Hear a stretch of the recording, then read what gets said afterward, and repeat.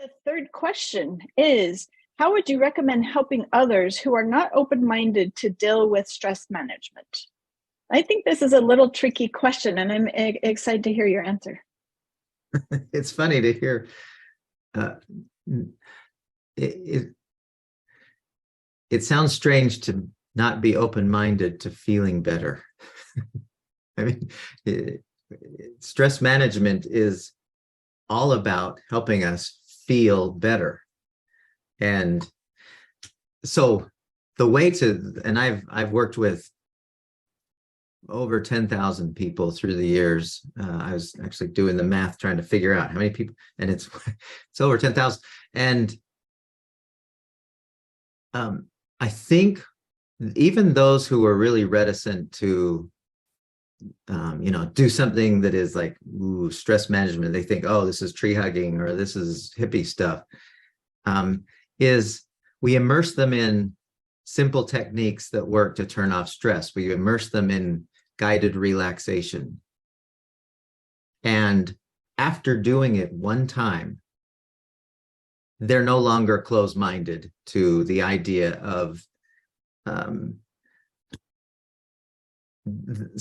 using stress management techniques to feel better, because they notice how differently they feel after doing a guided relaxation. And when I say a guided relaxation, it's merely they're lying on the floor or they're listening to the audio that we have on the app. But like in my classes or workshops, we'll have them lie on the floor and we'll actually test their heart rate before we start. And just as a measurable device, but we also kind of measure or assess, how are you feeling? And then we do this guided relaxation where I just kind of walk you through a sequence of, and a lot of it is breathing, focusing on the physiology, focusing on thinking about things in very simple sorts of ways. And we do that for, say, 15 minutes is all. And then we have them return to normal, because we have them lying on the floor or sitting in their chairs. And then after we're done, we measure their heart rate again.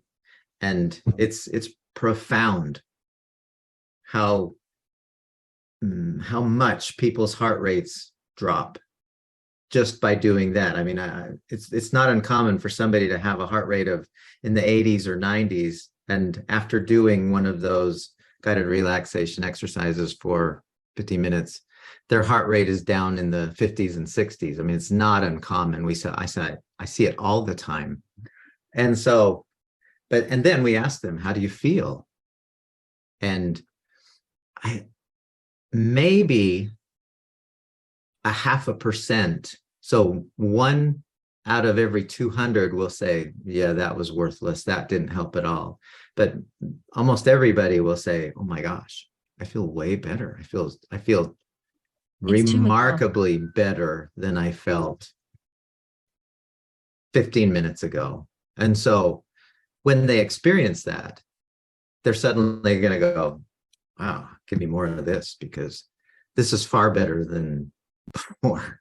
And think about it. Wouldn't it be nice to feel that way all the time?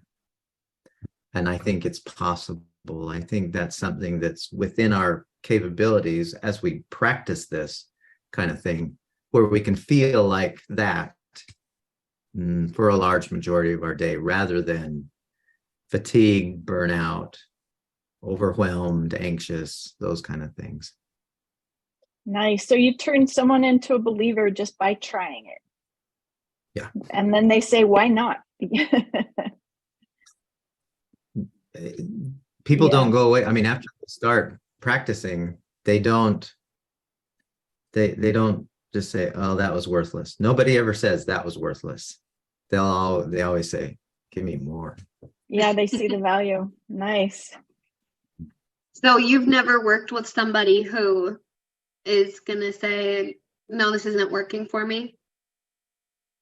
1 out of 200, probably, I would say. Maybe 0.5% of people will say, and at the end of my workshops and the end of my classes, I always do some kind of an evaluation, and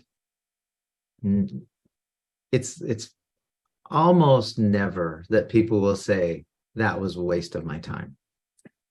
Nice.